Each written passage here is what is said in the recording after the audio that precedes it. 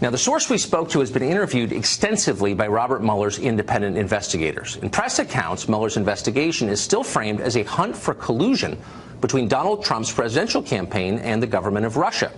Our source says investigators are, in fact, very interested in Manafort's behavior while he ran the Trump campaign, but otherwise that description is mostly bogus. The investigation has broadened now to determine which people and which organizations in Washington have spent years working secretly as de facto operatives on behalf of Russian government and business interests.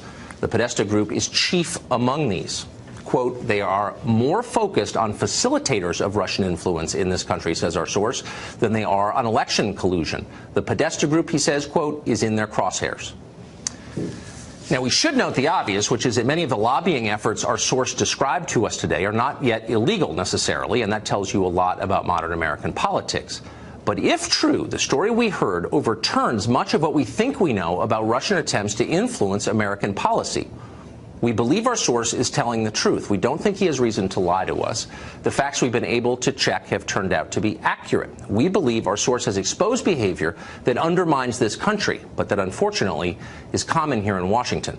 We plan to proceed carefully as we report this out, but we will proceed, bringing you everything we find. We suspect there's a lot there.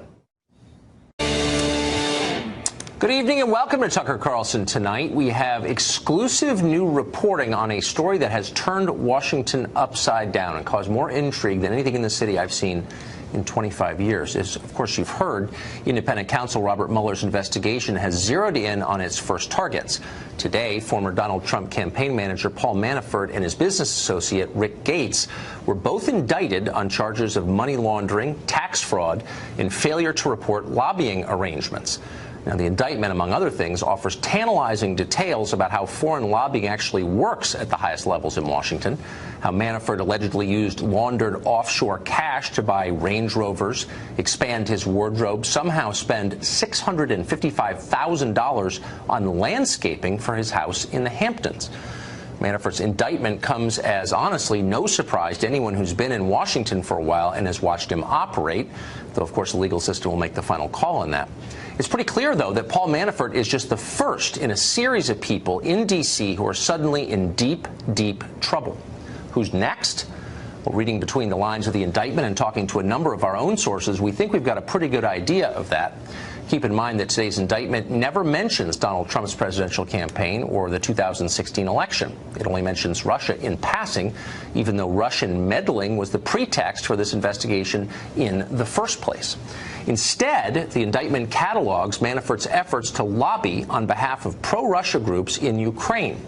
The indictment goes into great detail on the relationship between Manafort and two mysterious groups described in the document as Company A and Company B.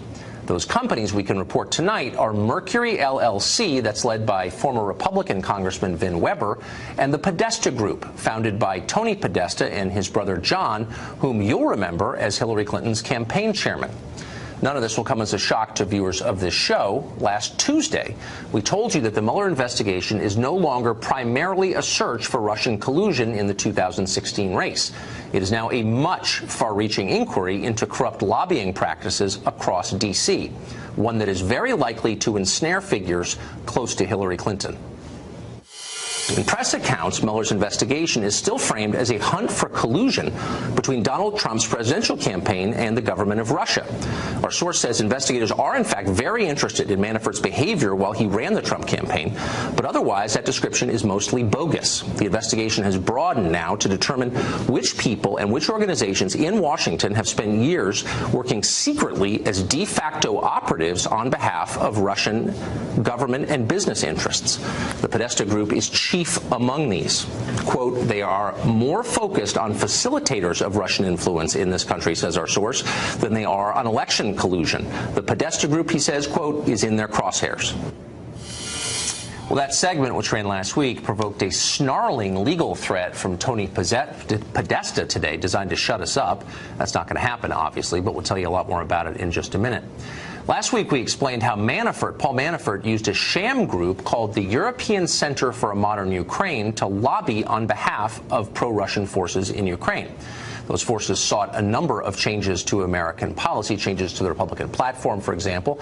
Some of the changes are obviously contrary to America's interests and values. Among them, they wanted the U.S. government to support the imprisonment of one of the Ukrainian president's political opponents. Shady does not begin to describe this operation. Even some of Tony Podesta's own employees thought the whole thing was disgusting. Well, today's indictment confirms our reporting on this. It describes the Center for Modern Ukraine as a fake organization, merely, quote, a mouthpiece for the Ukrainian president, Yanukovych. The indictment also confirms that the lobbying groups Manafort hired in Washington, including Tony Podesta's, knew perfectly well that the Center for the Modern Ukraine was fake when they signed on to represent it. According to the feds, Podesta's company was told explicitly they would be lobbying on behalf of the Ukrainian president. In November 2012, the indictment says, Manafort's business partner explicitly requested reports on lobbying activity by both those companies so that he could brief the president of Ukraine, Yanukovych, on what they were doing. It couldn't get dirtier. But despite apparently knowing they were acting as foreign agents, agents of a foreign government, the Podesta Group never registered as foreign agents. Failure to do that is against the law. In April 2012, the Podesta Group filed documents with Congress relating to its work with the Center for a Modern Ukraine. At the time, they falsely claimed that group was just a foreign NGO. The Podesta Group's filing contained a declaration by the Center for Modern Ukraine that, quote, none of the activities of the center are directly or indirectly supervised, directed, controlled, financed, or subsidized in whole or in part by a government of a foreign country or a foreign political party. That declaration, false, was endorsed as true by Kimberly Fritz, now the CEO of the Podesta Group and a former Jeb Bush staffer. All apparently a lie. Moreover, according to today's indictment, the Podesta Group must have known it was a lie when they signed that document. Under the law, the firm should have immediately registered with the government, the U.S. government, under the Foreign Agents Registration Act. Instead, the Podesta Group waited until spring 2017, this year, to do that, and then somehow applied the status retroactively. By that point, the Center for a Modern Ukraine had effectively been out of business for 3 years. It was a little late. Interestingly, the Podesta Group filed those late papers just weeks after media outlets began reporting that law enforcement was investigating Manafort's offshore bank accounts. Connection? But wait, why would Ukrainian interests hire Tony Podesta in the first place? Well, according to a former Podesta employee we spoke to over this weekend, even foreign officials in distant lands understood that Tony Podesta's brother was John Podesta, a key Clinton confidant. It was widely known the two brothers had dinner together every Sunday night. Quote, that's not something we hid from clients of the firm. They loved hearing that. Even a native Russian speaker could grasp the point of all of this. The Podesta Group was hired by Paul Manafort on behalf of foreign clients because the company was perceived to have a direct line to powerful politicians. John Podesta was Hillary's campaign chairman. Tony Podesta had been friends with Bill Clinton since the midterm elections of 1970. Influence peddling 101. How central were the Podesta's political connections to their profit model? Consider this. The firm's billing dropped dramatically almost immediately after Hillary Clinton lost the race for president. That tells you a lot. Mueller's investigators apparently have figured this out. Today, Tony Podesta resigned as head of his company. His excuse? Us. That's right, he blamed us. In his parting statement, Podesta said this, quote, it is impossible to run a public affairs firm while you're under attack by Fox News and the right-wing media. Well, Podesta isn't just complaining about us, though. He's threatening us. This afternoon, we got a letter from Jeff Garanther. He's a lawyer with Venable LLP, a big law firm here in D.C. The letter demands that this show, quote, immediately cease and desist disseminating false and misleading reports about Mr. Podesta and the Podesta Group. It demands we retract and delete all our prior reporting on the Podesta Group and warns that if we don't do this, quote, Mr. Podesta may pursue legal action, including for damages, in order to fully protect his rights. The letter doesn't stop there, though. It also warns us that we will face legal action under the Copyright Act merely for quoting from this letter publicly, as we just did. The most amusing line, though, is this one. Quote, Paul Manafort did not work with the Podesta Group in its representation of the European Center for a Modern Ukraine. That's what the lawyer's letters told us. Apparently that lawyer hasn't read the Manafort indictment yet.